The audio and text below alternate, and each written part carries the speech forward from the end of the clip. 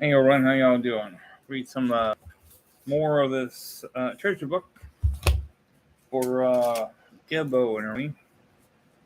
So I'm going to do that. So now I was in a pickle just a few weeks ago. I began my sales job totally unprepared by the company training program had helped me manage some success. Yet the company had no training when it came to giving orientation. There was no script to memorize. There were no dress rehearsals. It was up to me to remember what I seen before and doing it myself. I could have asked Brian for time to practice. I might have asked him to schedule me for a different day than that very same night.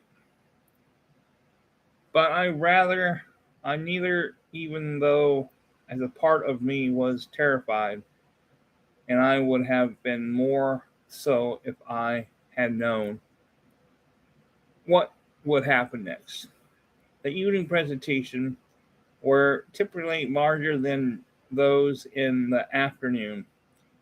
Some people who consider joining the company would come and see the orientation for the second time. Other people would bring parents or friends to get their advice. That evening, and the entire room was packed. Every seat was filled. I was nervously scanned the room, looking for the least intimate person there. I located him in an elderly gentleman with a kind and gentle face. He and his wife had accompanied their daughter. I was relieved when all three sat down together in the middle of the front row. My presentation began. I noticed that other reps would begin their talks by sharing a story about how they come to join the company. They sprinkle in some self depression humor to warm up their crowd, so I shared a short, light-hearted introduction about myself. No one seemed to care. I attempt a joke. People stare at the specialist. My voice was um, was wavy, then crackled. My hands started to sweat. Then, thinking of what I said next, I stumbled over my words. I tried not to think about stumbling over words. That made it worse. I had barely began my presentation and I was already praying for it to be over with. After what felt like an eternity, I arrived at the part of the presentation where I was to do a few product demos. Demonstrations were something I was familiar with. I did them every day. For a moment in my heart rate slowed down, my blood pressure began to fall. Here was an opportunity for me to regain my composure. I walked over to the product stand. The company had very clever demonstration to show off their water filter. The demo involved a pool chlorine test kit. I ran tap water in the test tube, add a couple drops of solution, and tap water would instantly turn color. More chlorine was in the water. The darker the yellow or orange it would turn. Then I performed some tests on some filtered water, and the color would not change.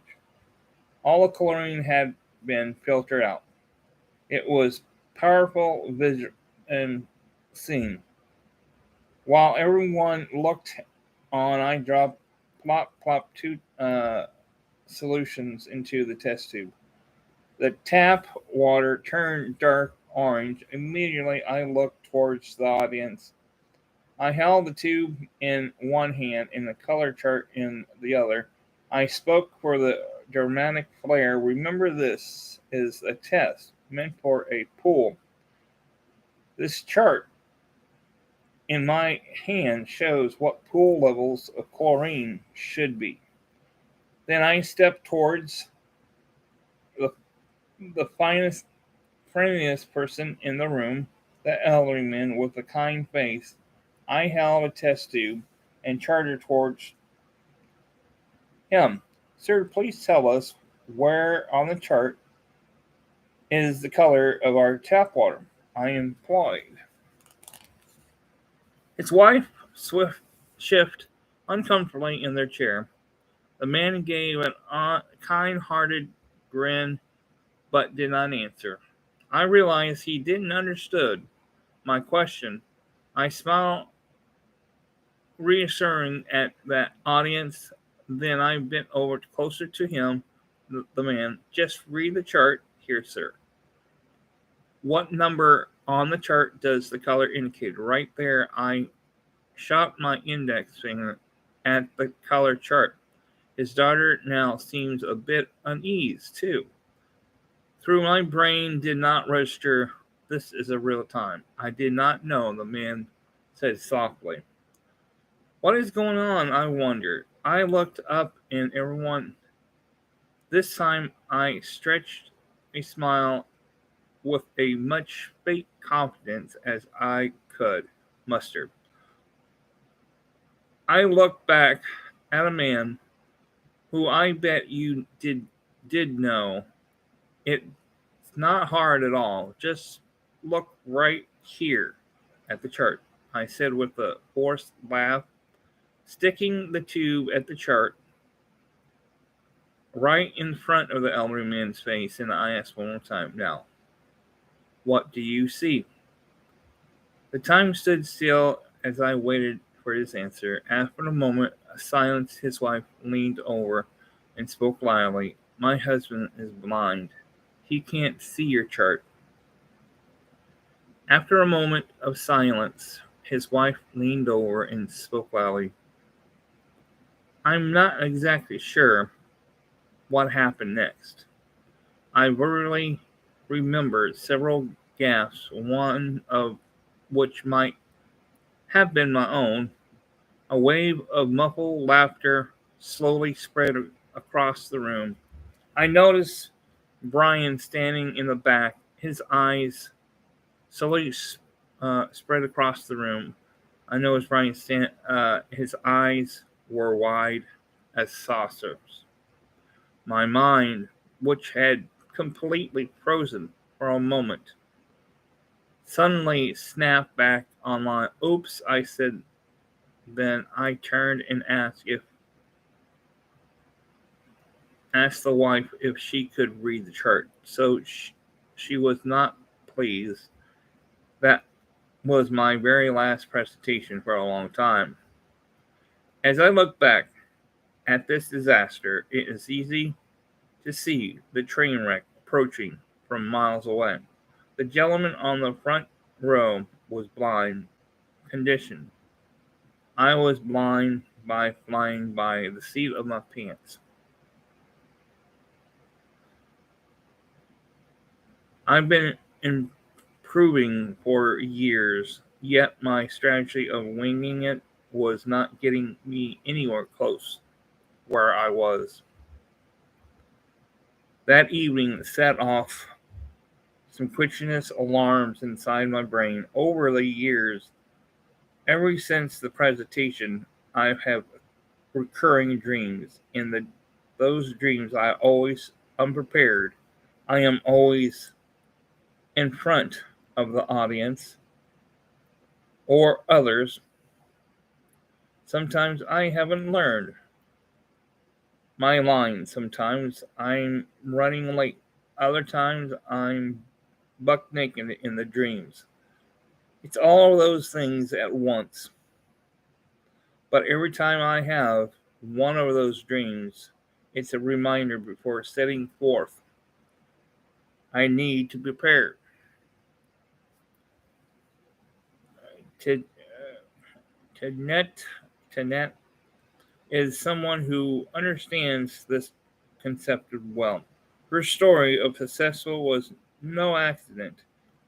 She was from a wealth. In fact, her financial status meant a little to her. Collection of treasures was a result of a lifelong passion, focus, and carefully dedication to her craft. The rare, wearable object she acquired were a product of through work through the work she invested into her profession, but started collecting artifacts. She began her professional career as an investigative journal in Vietnam.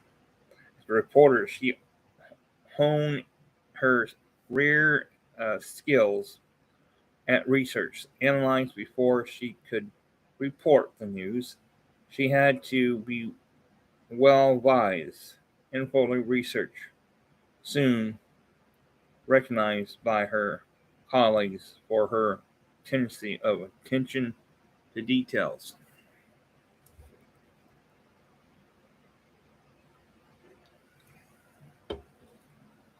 Years later, she realized her true love was a study of ancient Asian art and culture. Her investigative skill transcends seamlessly into history, into those of a historian art collector. She absorbed herself in learning art, history, and she never let up. Her expertise expanded over the next 50 years. During that time, she became one of the leading influencers in Asian art and artifacts. Her reputation and work contribute to the mass rising in the popular of Asian art during the latter part of 21st century. In the 1970s, at the age of 36, she and her husband, Stephen uh, Monper, founded Art of Asia publication, which became mainstream for ancient Asian art. She served as both editor and publisher in the entire span of publication Art of Asia, provide the reader in-depth information in the museum exhibits, gallery exhibit. In Asian art history, Arts of Asia was resource for the collections and museum around the world. Over time, she began to acquire a series of distant Asian art collection. Her years intense studies have prepared her identity to the best example of artistry, and her collection became synonymous with quality. She created some of the finest collections of Asian art in the world. Among her most cherished and prized collection was a selection of 100 ancient gold rings from Southeast Asia, which she amassed over the span of 40 years. Those rings were considered to be expert of represent the best of the kind in existence today. In July 2017, Asia of printed a special edition dedicated to the collection of 100 rings. 12 of those gold rings, plus additional gold boxes required by her, now reside in our treasure. Now, only those items were, but they are also important pieces of history. Jewelry is what of remains to give us clues about ancient culture and forge them. Our ring shown here originally from the period known as uh, Anchor between the 1st and 8th century AD. The area of origin this ring was located is what is today is Vietnam. This ring weighs almost 4 ounce.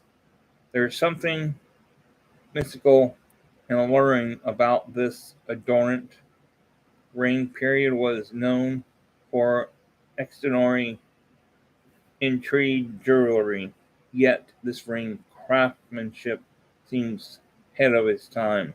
Now, gold jewelry in this area dates back to 200 to 300 BC. To the east of India, gold was imported simply in Hindu and Buddhist tradition. By 250 AD, people from India were traveling westward looking for this precious metal because of its migration. Hindu and Buddhist influence in